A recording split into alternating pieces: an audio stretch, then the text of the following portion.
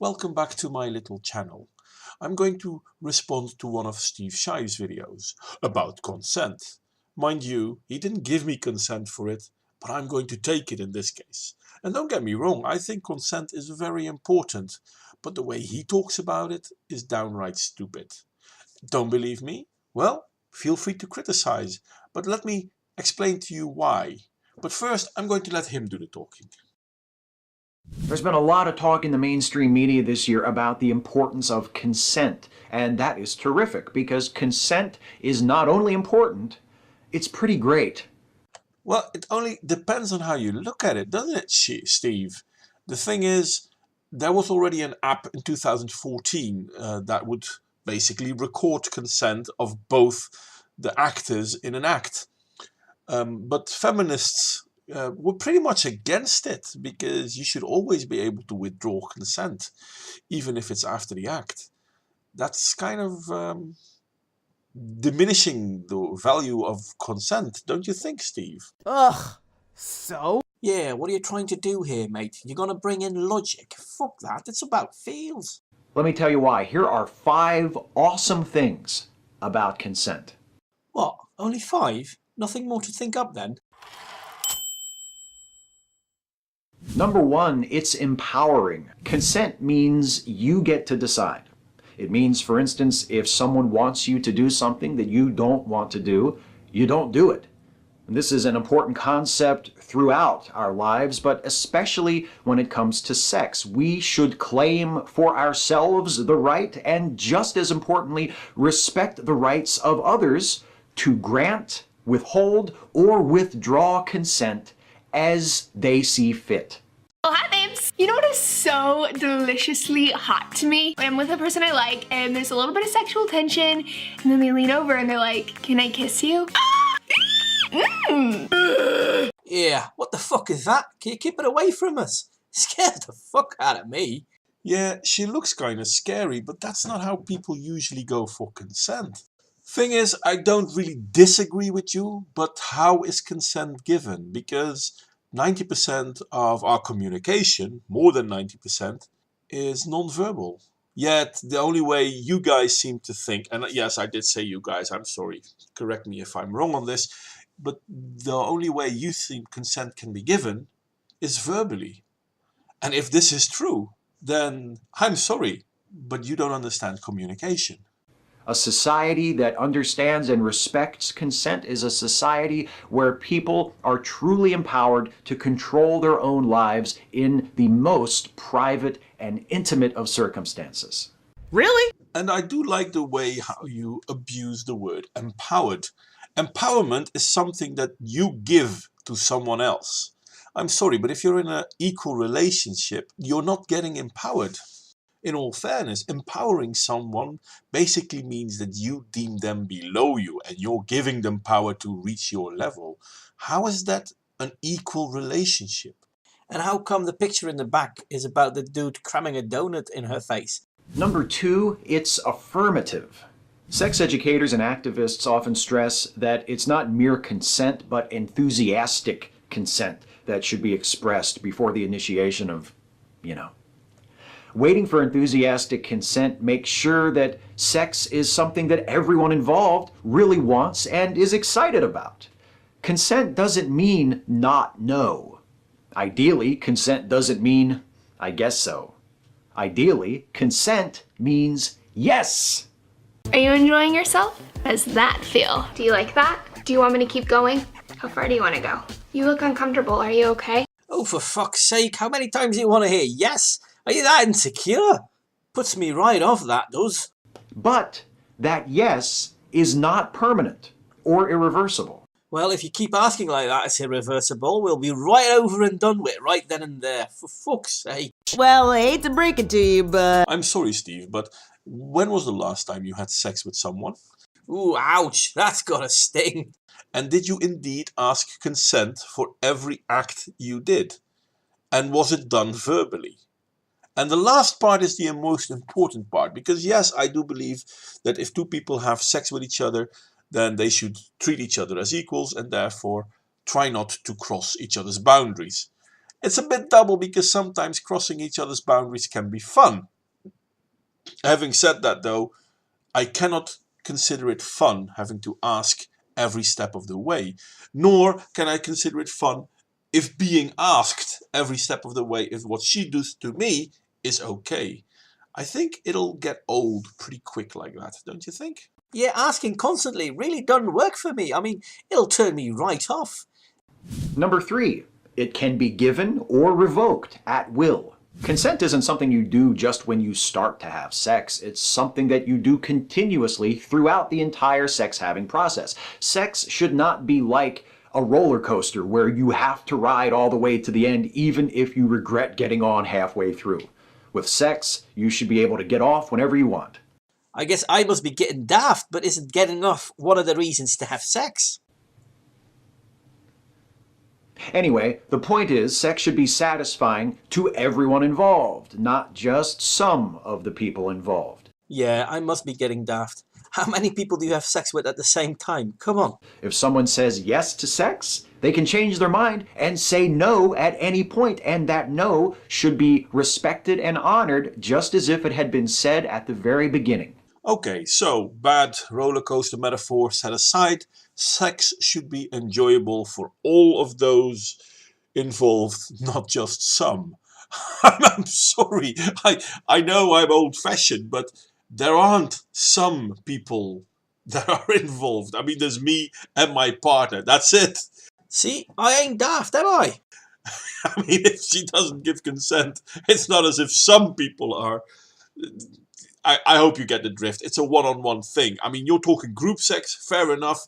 But hey, if you're having sex in a group, I think consent can be implied unless you're getting raped, which is a crime. So for fuck's sake, what the hell are you on about? Number 4, it allows everyone involved to have a good time. Consent isn't an obstacle to be overcome. It's a necessary condition. Necessary and beneficial, because when someone enthusiastically consents to have sex with you, you know that it's what they really want to do and they're going to have a great time just the same as you are. Having sex should be like going to the movies, with everyone excited to see the movie and nobody just going along to humor somebody else. If you want to see a movie and your partner or partners don't feel like it, then just wait until everybody who you want to see the movie with feels like going to see the movie. And if you really can't wait, you can always, go to the movies by yourself. From one bad metaphor to the next one. I'm sorry, Steve. Yes, you can go to the movies by yourself. I don't get it. Why are all the metaphors you're using group activities? Is there something Freudian going on here? And you know what? If you don't like a movie, and therefore you don't want to go to the movie, people can wait for fuck as long as they want, but you're not going to like that bloody movie. The same is true with sex. If you don't want to have sex with someone, them waiting for you doesn't change your mind, now does it?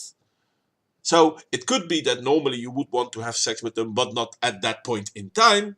Fair enough. But then that still assumes that there's already a sexual relationship. Should they then force it? No, but the analogy still sucks. I mean, even in a sexual relationship, you can sometimes want to have sex and sometimes do not want to have sex for whatever reason. And yes, people should be able to talk to each other about that. But, oh man, when you step into bed at night to sleep next to your wife, and you're feeling frisky, and you know what, let's see what happens, and are you going to ask her consent every single step of the way? What, he has a wife? Yeah, he does, mate. Is she aware that she's his wife? I guess, but anyway, I know my wife doesn't and I don't, and we don't expect it of each other. I mean, if one of us starts and the other one doesn't feel like it, we just say, I'm sorry baby, not tonight. How is this?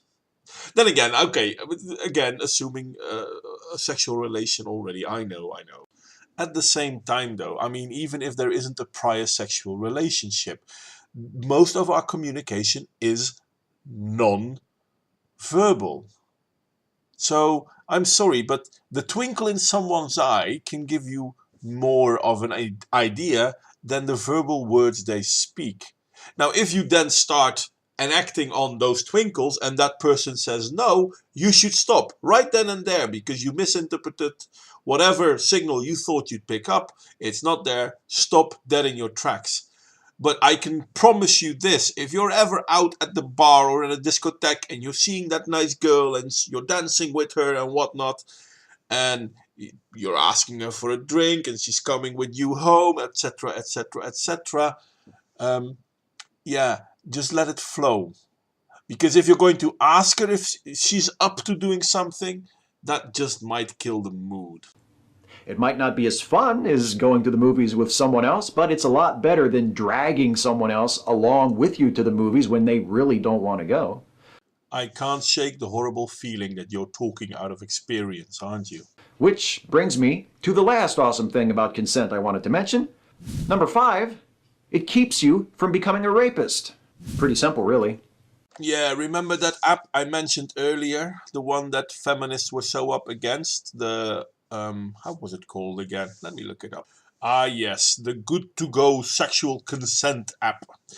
It was pretty much downvoted by feminists. Well, not downvoted, but they didn't like it because after consent was given, it didn't allow the retraction of consent, even after the act.